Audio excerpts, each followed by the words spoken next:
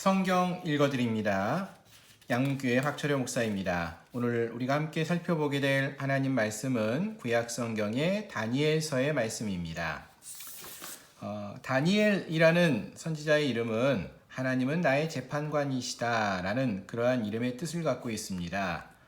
그리고 이 다니엘서는 구약성경 중에서 조금 독특하게 히브리어와 또 아람어로 쓰여진 함께 사용되어지고 있는 그러한 성경의 이야기입니다.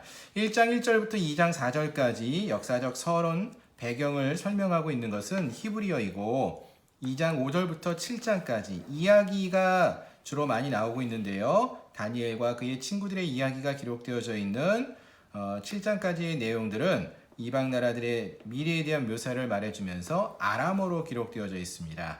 8장부터 12장까지는 다시 히브리어로 기록되어지면서 환상에 관한 내용들, 즉 유다 민족들의 미래가 어떻게 될 것인지를 히브리어로 다시 한번 기록해주고 있습니다. 다니엘서 구조를 살펴보면요, 1장부터 6장까지는 이야기, 역사적 사건을 기록하고 있습니다. 그래서 이곳에서는 믿음을 지킨 다니엘과 세 친구의 이야기가 1장, 3장, 6장 등에서 등장을 하고요. 또 꿈을 풀이해주는 다니엘의 이야기, 큰 신상과 큰 나무에 관한 꿈을 해석해주는 그런 이야기가 2장에, 벽에 쓰인 글을 풀이해주는 이야기가 4장에 기록되어져 있습니다. 그리고 7장부터 12장까지는 환상과 관련된 내용들이 많이 등장을 하는데요. 네 짐승의 환상 7장, 순양과 순염소에 관한 환상, 그리고 다니엘의 기도와 천사가 꿈을 해석해주는, 다니엘의 꿈을 해석해주는 이야기가 9장에서 마지막 때에 대한 환상이 12장, 그래서 1장부터 6장까지는 이야기들이, 또 7장부터 12장은 환상들이 주를 이루고 있습니다.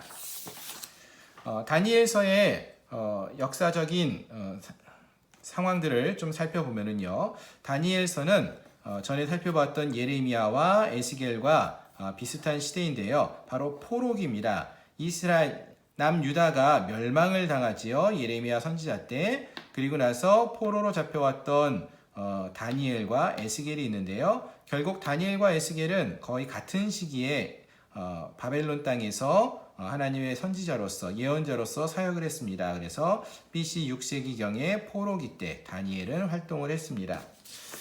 조금 더 구체적으로 보시면은 다니엘은 유다 왕 여호야김 왕 때, 바벨론의 1차 침략 때 다니엘과 그의 친구들이 바벨론의 느부갓네살 왕에 의해서 포로로 잡혀서 유다 땅에서, 예루살렘에서 바벨론 땅으로 포로로 잡혀가게 됩니다.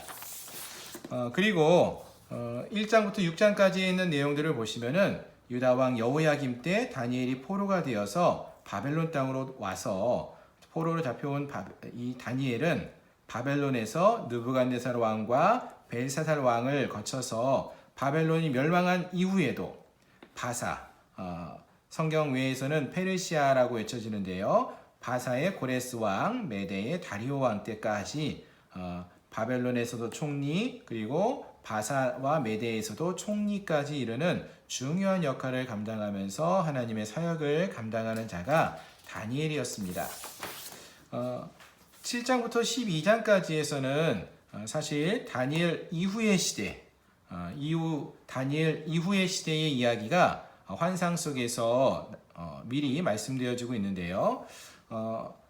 바벨론 이후에 바사와 메대가 있을 것과 그 이후에 헬라, 그리고 유다의 독립, 마카비 시대 때 유다가 독립을 하고 잠시 독립했다가 다시 로마에 의해서 점령을 당하는데, 이러한 바사 또는 페르시아, 헬라, 그리고 로마 시대까지의 이야기들이 환상 속에서 자세하게 설명되어지고 있습니다. 우리가 너무나 잘 알고 있는 다니엘서에 나오는 환상 속에서 큰 신상에 관한 환상이 나오는데요. 이것이 이제 2장이 나오고, 또 7장에서도 4가지 짐승의 이야기로, 환상으로 다시 한번 반복적으로 나타납니다. 큰 신상 4부분과 4마리의 짐승들은 결국 무엇을 말하느냐? 세상 나라들이 이 세상의 주인인 것처럼 보이게 합니다. 이 신상을 보시면은 머리는 금, 그리고 가슴과 팔은 은, 그리고 여기는 동, 그리고 여기는 철로 이루어지고 있음을 보게 되는데요. 많은 이야기가 있지만 대략적으로 머리는 바벨론, 가슴은 메데 바사, 그리고 헬라, 그리스가 헬라인데요. 그리고 로마가 이제 마지막 시대로 이렇게 보여집니다. 즉 이 큰 신상의 네 부분과 네 마리 짐승들은 세상의 나라들이 바벨론이나 메데바사나 헬라나 로마와 같은 이러한 강력한 나라들이 이 세상의 주인인 것처럼 보이지만 결국 이들은 이 신상은 어떻게 되느냐 하면은 뜨인 돌에 의해서 무너지게 됩니다. 이 뜨인 돌이 그럼 누구냐? 바로 예수 그리스도를 의미합니다. 결국 예수 그리스도에 의해서 이 모든 나라들은 무너질 나라일 뿐이라는 것입니다. 오직 인자와 같은 이, 다니엘서에 보시면은 인자와 같은 이가 라고 말을 하는데 그분은 바로 예수 그리스도이시죠. 예수 그리스도만이 진정한 통치자가 된다라는 사실을 이 환상을 통해서 또 꿈을 통해서 말해주고 있다라는 것입니다. 자, 한 가지만 다시 한번 정리해서 살펴보면은 이 다니엘서에서 2장부터 7장까지 있는 내용이 이야기라고 했는데요. 그 가운데 서로 대칭이 되어지고 있는 그런 모습들을 볼 수 있습니다.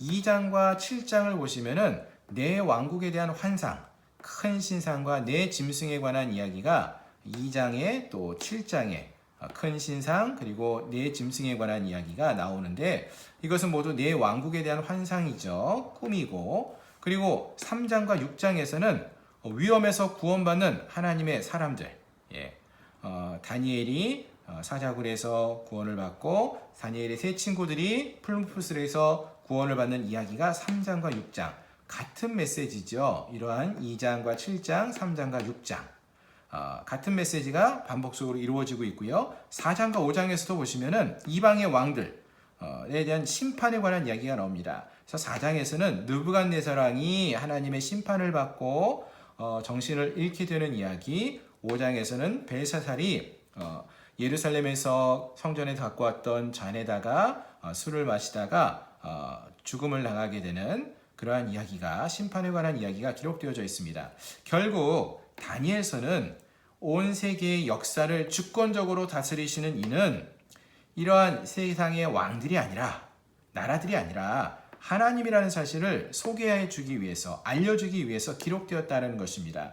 바벨론, 바사, 헬라, 로마 제국들 너무나 크고 위대한 나라였지만 그 나라들은 흥망성쇠, 흥할 때도 있고 망하게 되는 그러한 역사들이라는 것입니다. 하지만 하나님이 다스리시는 그리스도가 다스리시는 메시아 왕국은 영원할 것임을 말해주는 것이 이 바로 다니엘서의 말씀인 것입니다. 우리가 이 다니엘서의 말씀을 함께 읽고 묵상하시면서 영원한 하나님의 나라 가운데 거하는 기쁨을 누리시길 바랍니다. 감사합니다.